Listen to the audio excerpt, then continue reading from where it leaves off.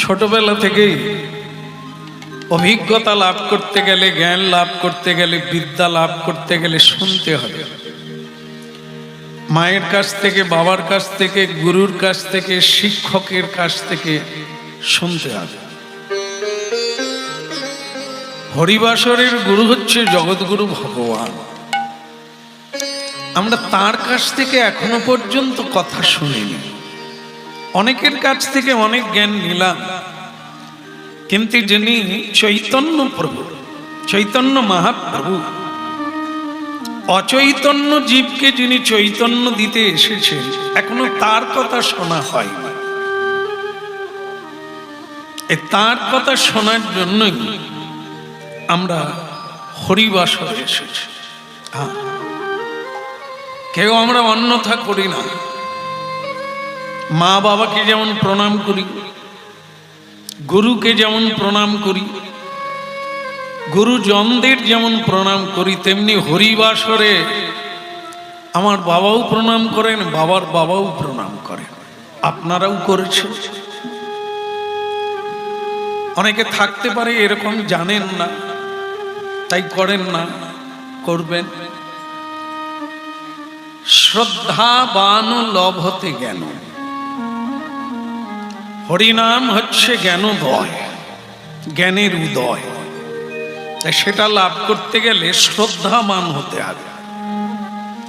সবকিছু লাভ করা যায় অন্যভাবে, কিন্তু এই অধ্যাত্ম বিদ্যা, একে লাভ করতে গেলে আমাকে একটু শ্রদ্ধাবান হতে হবে। আর এই শ্রদ্ধাবানের প্রথম লক্ষণ হচ্ছে প্রণাম। স্বয়ং ভগবান শ্রীকৃষ্ণের বাণী, তদ্বৃদ্ধি প্রণিপাতেন পরিপ্রশ্নেন সেবয়। অগাধ প্রশ্ন নিয়ে বসতে হবে। গুরু অন্তর্যামী, তিনি জানেন আপনারা কি ইচ্ছা নিয়ে এখানে এসেছেন, সেই মতো কথা তিনি বলবেন, আপনারা উত্তরপ্রাপ্ত হয়ে যাবেন। এই জন্য কলিযুগের ধর্ম হয় হরিনাম সংকীর্তন। চারি যুগে চারি ধর্ম, জীবেরই কারণ। সম্ভব আমি যুগে যুগে, ভগবান যুগে যুগে অবতীর্ণ হয় মানুষের কল্যাণের কথা ভেবে। এ যুগেও এলে, কলিযুগেও ভগবান শ্রীকৃষ্ণ তিনি গৌরাঙ্গ হয়ে এলেন। বাংলার মাটিতে, বাঙালির ঘরে, নদিয়া নবদ্বীপে, নদিয়া জেলা নবদ্বীপে মহাপ্রভু অবতীর্ণ হলেন জীবেরকে হরিনাম দেওয়ার জন্য। মন দিয়ে শুনছেন আপনারা। অতএব কলিযুগে নাম যজ্ঞ সার। অতএব কলিযুগে নাম যজ্ঞ সার। অন্য কোন ধর্ম কইলে জীবের নাহি হবে পাপ। তা এই জন্য দশে পাঁচে মিলি নিজ দ্বারেতে বসিয়া কীর্তন করহ সবে হাতে তালি।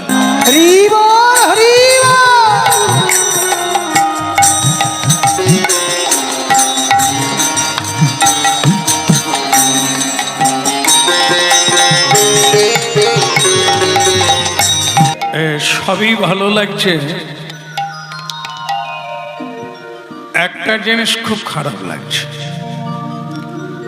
বলবো কিনা ভাবছি, বলবো না ছেড়ে দেবো? না না, বলে দিই। সেটা হচ্ছে, আমরা যেটা জেনে আসছি সেটা হচ্ছে খাটলে খেতে পাবো।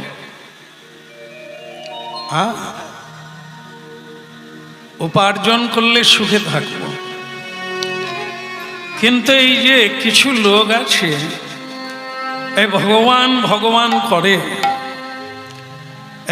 আপনাকেও দেখা যায় যে আপনি প্রায়শই খালি বলেন ভগবান যা করে মঙ্গলের জন্য, আর ভগবানের ইচ্ছা হলেই হবে, এই কথাগুলো আমার শুনতে ভালো লাগে না। এই যেমন আমি রাজা, হ্যাঁ, অনেক উপার্জন করে বুদ্ধির দ্বারা এই রাজ্য পরিচালনা করি, তাই রাজ্যবাসী আমার প্রতি প্রসন্ন। কিন্তু এই যে তোমার এই ধর্ম তত্ত্ব, ভগবান করেগা, ভগবান করলেই সব হবে, ভগবান না হলে কিছুই হবে না, এই কথাগুলো ভালো না।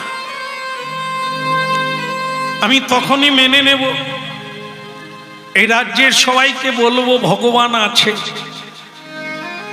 যদি তার প্রমাণ যুক্তি দিয়ে দেখাতে পারে। হ্যাঁ, মানুষের বয়স হয়ে গেলে একটু ধর্মকর্মের দিকে মন চায়,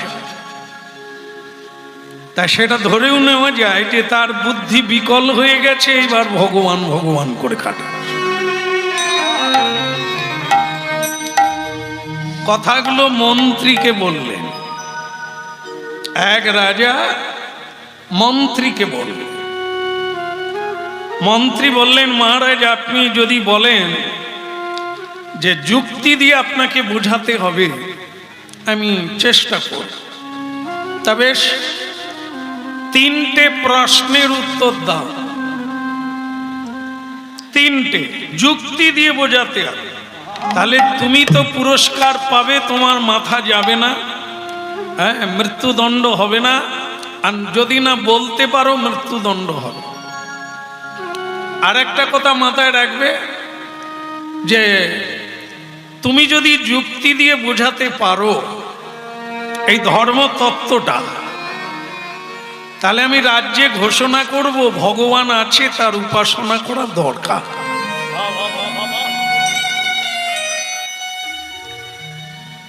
মন্ত্রী ভগবানের চরণে শরণ নিয়ে বললেন, মহারাজ আপনি বলুন আপনার প্রশ্নটা কি। বলছেন, দেখুন মন্ত্রী, আমার প্রথম প্রশ্ন হচ্ছে, এই সবার সামনে বললাম, এই যে জ্ঞানী গুণী পণ্ডিত মণ্ডলী সবার মধ্যে উপস্থিত আছেন, এই সবার মাঝখানেই আমি বললাম ভগবান কোথায় আছেন। ভগবান আছে আছে বলছেন, আপনারা হরিনাম গাইছেন, কীর্তন করছেন, পূজা, কিন্তু ভগবান কোথায় আছে? এর উত্তরটা আপনি দেন, পুরস্কার পাবেন, বেঁচে থাকবেন, আর যদি না বলতে পারেন আপনার মৃত্যুদণ্ড। আর এর দ্বারাই প্রচার হবে, এই যত মানুষ আছে সবাই জানবে ভগবান নাই।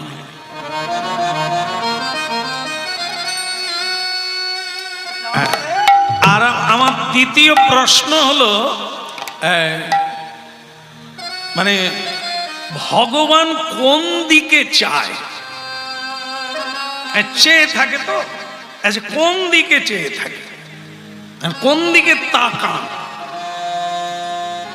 এই তেলো মাথায় তেল দেন না গরিবদের দিকে তাকান, আমি বুঝতে পারি না, এটা বলতে হবে কোন দিকে তাকান তিনি। ঠিক আছে মহারাজ, আমি চেষ্টা করব। আর একটা প্রশ্ন হলো, ভগবান কি করতে পারেন? এই মানুষ খেটে খেটে মরে গেল, হ্যাঁ, একটু সময় পায় না, একটু বিশ্রামের সময় পায় না, আর তার মাঝখানে তোমাদের মতো কিছু লোক আছে ভগবান ভগবান করে এই সময়কে নষ্ট করছে। আর সেটা আমি জানতে চাই, ভগবান কি করতে পারে? এই 3টে প্রশ্ন, এর উত্তর দিলে তুমি বাঁচবে, আর যদি না পারো তুমি মরবে। আর যদি পারো আরো একটা জিনিস হবে, সেটা হচ্ছে পৃথিবীর লোক জানবে ভগবান আছে।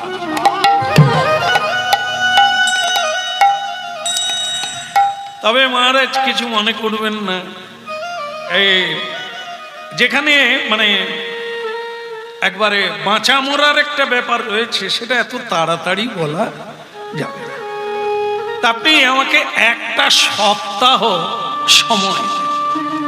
রাজা বললেন, ঠিক আছে, এটা দেওয়া যায়, ভাবো আমি জানি তোমার মাথায় নাই, ভাবতে হবে। ওই তোমাদের পুঁথিপত্র দেখবে কিংবা গুরুর কাছে যাবে, আমি জানি সংগ্রহ করতে সময় লাগবে। আর ঠিক আছে ঠিক আছে, তুমি কিভাবে সংগ্রহ করতে পারো, কিভাবে বলতে পারো, বলাটাই কাজ। আমি তোমাকে 1 সপ্তাহ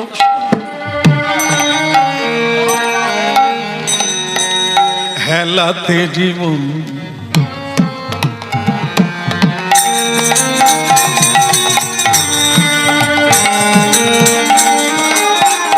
হেলাতে জীবন হেলাতে জীবন জাপিও না মন যুগল চরণ ভজন। হেলাতে জীবন জাপিও না মন যুগল কিশোর চরণ ভজন।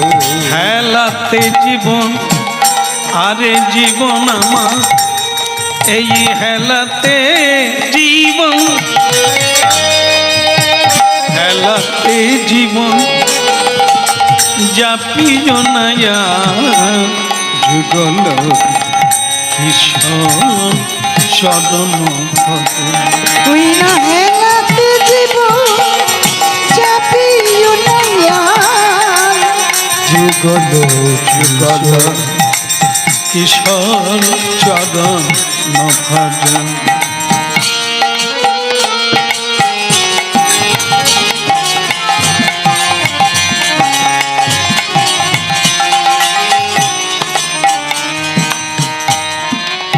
তো জিভগে আশা নামি মকরন্দি, তো জিভ আশা হরি নামি মকরন্দি,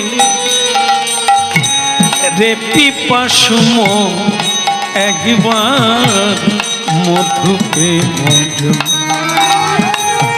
হেলাতে জীবন জাপিও না মন যুগল কিশোর চরণ ভজন। হেলাতে জীবন জাপিও না মন যুগল কিশোর চরণ ভজন। আপনাকে তো কোনোদিন কাঁদতে দেখি না, আপনার চোখে জল কেন বাবু মশাই? আর তুই বুঝবি না, তুই বুঝবি না, বুঝালে বুঝবো না। এ জগতে অনেক কিছুই আছে মানুষ বোঝে না, কিন্তু বোঝালে তো বুঝবে। তা আপনি আমাকে একটু বুঝিয়ে দেন না। আরে তুই কাজের মানুষ, কাজ কর। মানে মন্ত্রী মশাই চিন্তায় পড়ে গেছে, উত্তরটা কিভাবে দেব, শেষকালে মরে যাব। হ্যাঁ, এতদিন কাটালাম, আর আজকে ভগবানের এই কথাগুলো বলতে গিয়ে মরে যাব। তাই এ হচ্ছে মন্ত্রী মশাইয়ের ভৃত্য, মানে চাকর, তারও বয়স হয়ে গেছে। তো সে আজ দেখলো মন্ত্রী মশাই বসে বসে বাড়িতে কাঁদছে। তো চাকর তখন বলছে, বাবু আপনাকে তো আমি কোনোদিন কাঁদতে দেখি না, আপনি কাঁদছেন কেন? ও তুই বুঝবি না রে, এ বড় কঠিন তত্ত্ব। জীবনে অনেক কিছু জ্ঞান দিলাম, অনেক কিছু বললাম রে, আজ বোধহয় শেষকালে মরব। কি ব্যাপার বাবু? বল কিচ্ছু না রে। আরে আসলে কি জানিস, রাজা 3টে প্রশ্ন করেছে, আমি দিতে পারি, উত্তর দিতে পারছি না। 1 সপ্তাহ সময় নিয়েছি, তা তো হয়ে গেল, এই আর 1 দিন পরেই পৌঁছাতে হবে। কি করব তাই ভাবছি। বলে বাবু একটু যদি বলেন প্রশ্নটা কি? তুই জানিস বেটা হতভাগা, এই ঝাড়ু দিয়ে তো জীবনটা কেটে গেল। ভগবান কোথায় আছে জানিস? বাবু ভগবান কোথায়? এ তো জলের মতো ব্যাপার। হ্যাঁ, জীবনে তুই গ্রন্থপাতি দেখলি না, পড়তে গেলি না স্কুলে, মূর্খ লোকের বাড়িতে কাজ করে খাচ্ছিস, তোর কাছে জলের, একদম জলের। আর কি বলুন তো, এই ভগবান কোন দিকে তাকান, এইটা এটা তো জলের চাইতে আরো পাতলা। আরে সর্বনাশ। 33। আরেকটা বলতো, ভগবান কোন দিকে তাকায়? বাবু এ তো ফুৎকারের মতো, একটা ফু দিলে যেরকম এ তো তাই। এই নিয়ে আপনি আরে মশাই, আপনার এতদিন আমি নুন খেয়েছি, আপনার বাড়িতে এতদিন খেয়ে জীবন ধারণ করে আছি, এইটুকু আপনি নিশ্চিন্তে খান আর ঘুমান, আমি উত্তর দিয়ে আসবো। বলা যায় রে, বলা যায়। আমার তো মরার দিন হয়ে গেছে, শেষকালে তুইও মরবি। তুই মাথা গলাসনি, গরিব মানুষ, ভালোই আছিস, থাক। হ্যাঁ, তুই এর ভিতরে বলে বাবু আপনি আমার মনি, আমি এতদিন আপনার সেবা করে আসছি, এই সেবাটা পারবো না, আপনার চোখের জল মুছাতে পারবো না বাবু। সেই যখন আপনি মরবেন, আমিও মরি না, একসঙ্গে না হয় মরবো।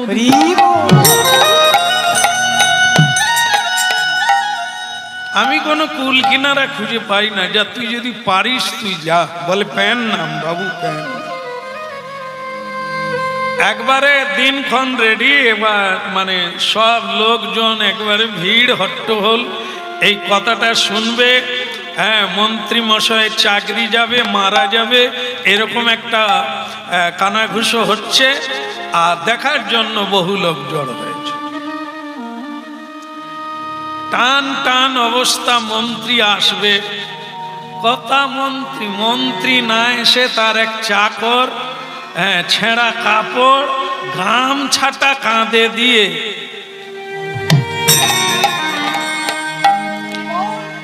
কি লাগিয়া ইলি ভবে,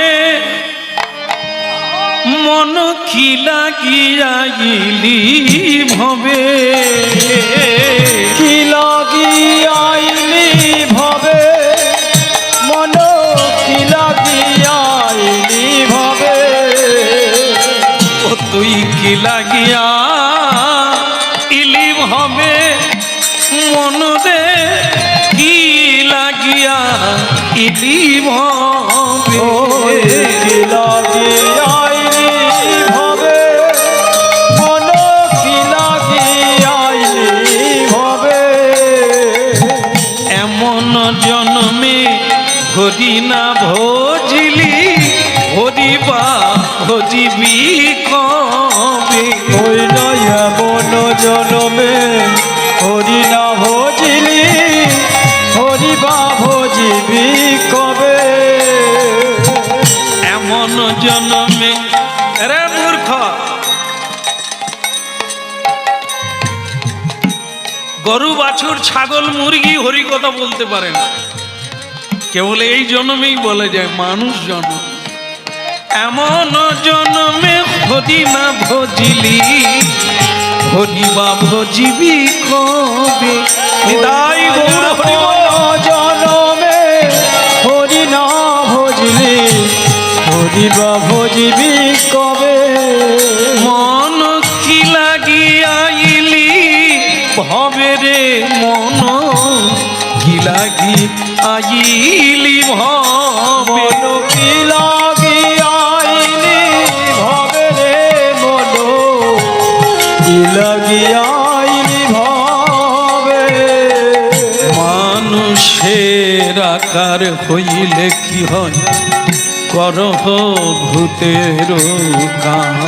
ওই মানুষের আকার হইলে কি হয়, করো ভূতের কাম। মানুষের আকার দেখতে মানুষ, কিন্তু কাজগুলো পশু জন্তুর মতো। হ্যাঁ, এই জন্য বড় দুঃখ লাগে। মানুষের আকার হইলে কি হয়, করহ ভূতের কাম।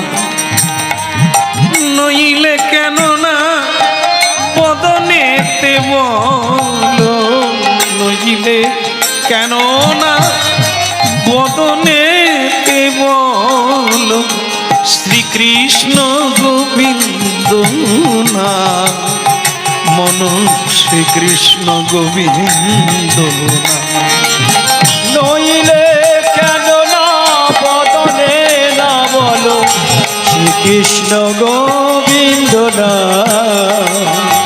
শ্রীকৃষ্ণ গোবিন্দ না মনরে মনরে মনরে কি লাগিয়াইলি ভবে মন কি লাগিয়াইলি ভবে মন কি লাগিয়াইলি ভবে রে মন কি লাগিয়াইলি ভবে ভক্তমণ্ডলী মায়েরা এই হরি গুণ গান গাইতে গাইতে গামছা কাঁধে দিয়ে এই বয়স্ক ভৃত্যটি ভেতরে প্রবেশ করে গেল। তার নাম রাজামশাই, প্যান নাম হতভাগা, ভদ্রতা তো শিখলি না, গামছা কাঁধে দিয়ে রাজসভায় ঢুকে বললি মন্ত্রীর ভৃত্য। হ্যাঁ, নিশ্চয়ই তোর মন্ত্রী বোধে ঘর ছেড়ে পালিয়ে গেছে। আগে না বাবু, বলে আজকে তার উত্তর দেওয়ার কথা, লোকজন অপেক্ষা করছে, তা কোথায় গেল তোর বাবু? বলে বাবু বলল এটা তো বাচ্চাদের ওই বার্লি খাওয়ার মতো। তা বললেন যে আমি আর যাব না, তুই যা। তা সেই জন্য আমাকে পাঠিয়ে দিলেন। তা আপনি যদি বলেন তাহলে আমি উত্তরগুলো। হ্যাঁ, বাচ্চার বার্লি খাবার মতো এত সোজা? আর তোকে পাঠিয়ে দিল? বাবু তো সেই রকমই বললো, বলে আমি আর কেন যাই, সামান্য প্রশ্ন, তা তুই যা। তা তাহলে বাবু আমি কি? হ্যাঁ, দুইজনে গোল্লায় যাবি আর কি। না বল বল, ভগবান কোথায় থাকে বল। বলে বাবু আপনার প্রথম এই দুটো ভুল আমার মনে হলো, আপনি বিচার করে দেখবেন, আমার অপরাধ নেবেন। যেমন প্রথম আপনি আমাকে দেখে কি বললেন? অভদ্রলোক বললেন। আচ্ছা, ভদ্রলোক কি দেখে বোঝা যায়, অভদ্রলোক কি দেখে বোঝা যায়? রাজা বলে যা ভাবছিলাম এ বোধহয় তা নয়। এ যেভাবে আমাকে আবার ঘুরে প্রশ্ন করে, তুই যেমন করলি এই সভার মাঝখানে গণ্য মান্য ভদ্র সুজন শহীদ কত মান্য ব্যক্তি, মান্যবরেরা এখানে বসে আছে, তুই বেটা হতভাগা একটা গামছা কাঁধে দিয়ে চলে এলি। তাই এটা কি একটা অভদ্র নয়? দেখেন বাবু, তার মানে আপনি বলতে চাচ্ছেন পোশাক ভালো পরলেই ভালো মানুষ? পোশাক তো কিনতে পাওয়া যায়, যে কেউ কিনে পরতে পারে। পোশাকে ভদ্রলোক হয় এটা আমি কিন্তু এতদিন জানতাম।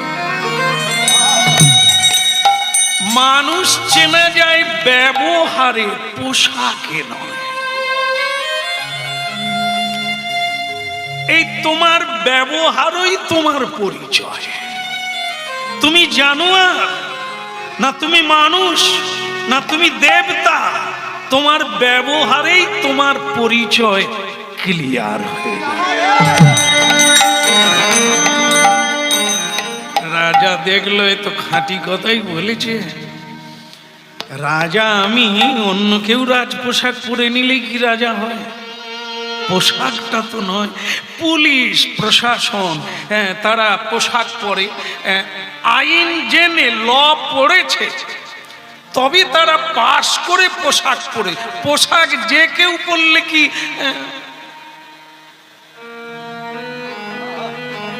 ঠিক আছে, দ্বিতীয় ভুলটা কি ধরেছিস? বলে দ্বিতীয় ভুলটা কি? যে দ্বিতীয় ভুল হচ্ছে আপনি জানেন না এই অধ্যাত্মবিদ্যা। তাই আপনি আমার মন্ত্রী মশাইকে প্রশ্ন করেছেন জানবার জন্য। তো সেটা যদি হয় তাহলে কি দাঁড়ালো? আমার মন্ত্রী মশাই, আমার মনিব হচ্ছে গুরু, আপনি হচ্ছেন শিষ্য। তাহলে গুরু শিষ্যের সম্পর্ক। বলে হ্যাঁ তা বটে। তার প্রতিনিধি হয়ে আমি উত্তর দিতে এসেছি, তাহলে আমার সম্মানটা কি কিছু নাই? আপনি সিংহাসনে বসে আছেন আর আমি নিচে দাঁড়িয়ে আছি, উত্তর আপনি নেবেন, আমি উত্তর দেব। আমি নিচে আপনি উঁচুতে, এটা কোন সম্মান হয়? এটা কোন নিয়ম আমার জানা নেই। রাজা বলে তো ধানি লঙ্কারে, যত ছোট ভাবছিলাম সে জিনিস তো নয়। এবার আমাকে ভালোই খোঁচা দিচ্ছে। হ্যাঁ, কথা ঠিকই বলেছে। গুরু উপরে থাকে, উচ্চ আসনে গুরু থাকে, শিষ্য নিচের আসনে বসে গ্রহণ করে। যেরকম পেঁচকলার বালতি, বালতি পেঁচকলের উপরে থাকে, তো আপনারা জানেন। আগে নিচে থাকে, যে যদি উপরে থাকে জল পড়বে কিন্তু ভরবে না। নিয়ম যেটা, সেটা হচ্ছে যিনি দেবেন সে উপরে থাকবে, আর যে নেবে। মহারাজ বলে তাহলে তুমি কি বলতে চাও? কি উপরে উঠবে ছাদে নাকি? বল না, অন্তত একটা উঁচু আসন হওয়া দরকার। ঠিক আছে ঠিক আছে, তোমার কথার যুক্তি আছে। তুমি বরং আমার সিংহাসনে বসো, আমি নিচে তোমার জায়গায়। বলে মহারাজের যখন বুঝতে পেরে গেছেন তখন আর কিছু। ভক্ত মন্ডলী মায়েরা, ভৃত্য কিন্তু সিংহাসনে বসল। এইবার সবাই তো মুখ চাওয়াচাই করছে। রাজার মাথা খারাপ হয়নি তো?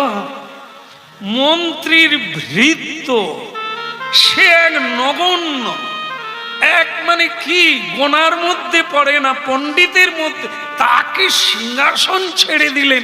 এ তো আমাদের মাথায় কুলোচ্ছে না, ব্যাপারটা কি? তাই যাই হোক, এখন ভৃত্য ওই সিংহাসনে বসলেন আর রাজা নিচে দাঁড়িয়ে বলছেন, তাহলে গুরুজি বলে দেখেন, এই জায়গা বদল হতেই শব্দও বদল হয়ে গেল। আপনি আগে আমাকে বলেছিলেন আমি অভদ্র, আর যে সিংহাসনে বসলাম আপনি আমাকে গুরুজি বলছেন। এই শোনো, গুরুজি এমনি এমনি বলিনি। তোমার জ্ঞান যার থাকে তিনি গুরু হয়। যার মহৎ তত্ত্ব থাকে, যথাযথ কথা বলে, যথাযথ ব্যবহার করে, সেই আচার্য হতে পারে। আমি তোমাকে সেই কিছু লক্ষণ দেখতাম, তাই তোমাকে আমি উপরে বসতে দিয়েছি। এবার বলো, আমার উত্তরটা দাও। সকলে টান টান অবস্থা। হ্যাঁ, তুমি বরং তাড়াতাড়ি ছাড়ো। ভগবান কোথায় থাকে? তো বললো মহারাজ, একটু এত তাড়াহুড়ো করলে সব জিনিস হবে না। বলে তাহলে কি করতে হবে? বলে আপনি একটা টেবিল নিয়ে আসুন। খাবে না কি করবে? হ্যাঁ, কে আছিস? হ্যাঁ, টেবিল নিয়ে আয়, টেবিল নিয়ে আয়। আরে বাপ, টেবিল আনলাম। বলে এক গ্লাস দুধ নিয়ে আসুন। আমি যা ধরেছি তাই। এ খাবে? হ্যাঁ, ঠিক আছে, এক গ্লাস দুধ নিয়ে আসলাম।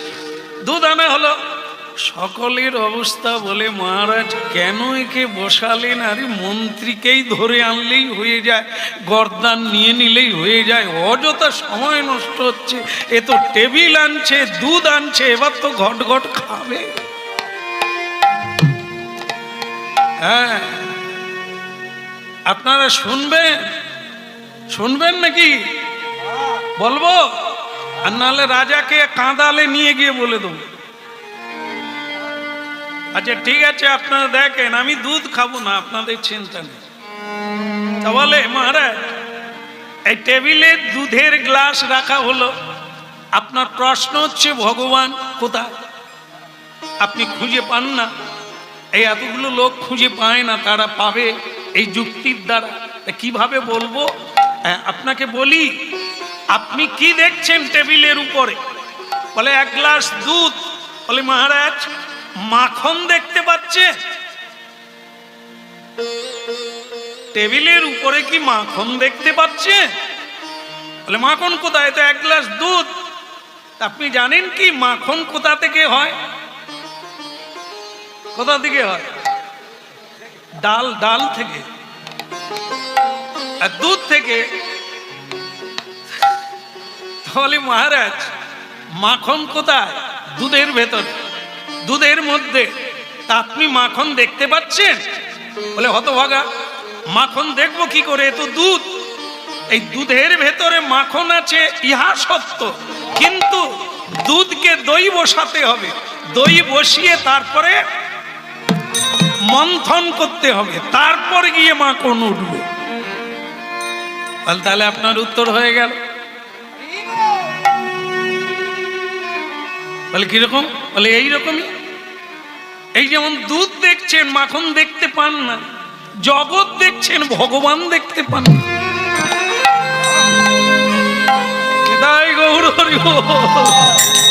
হ্যাঁ, এই এমনি এমনি হয় না।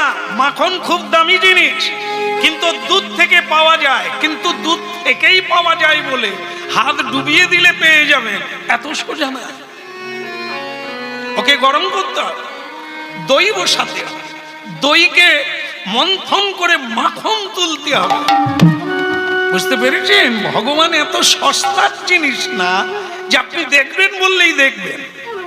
আপনি গরম হন, তারপরে ঋষি মুনির মতো দইয়ের মতো বসে যান, বসে যাবে, তারপরে তাকে মন্থন করতে হবে।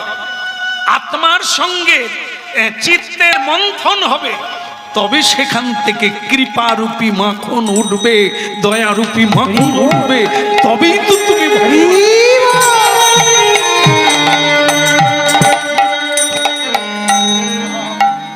কিছুই করলে না আর ফল পেয়ে যাবে। গাছ লাগাতে হবে, মাটি তৈরি করতে হবে, গাছে জল দিতে হবে, সার দিতে হবে, দেখভাল করতে হবে, কত বছর অপেক্ষা করতে হবে, তবে গিয়ে ফল পাবে। ভগবান দেখাও বললে, ভগবান কোথায় বললে আঙুল দিয়ে দেখিয়ে দেব। তোমার আমার মতো এত সোজালো?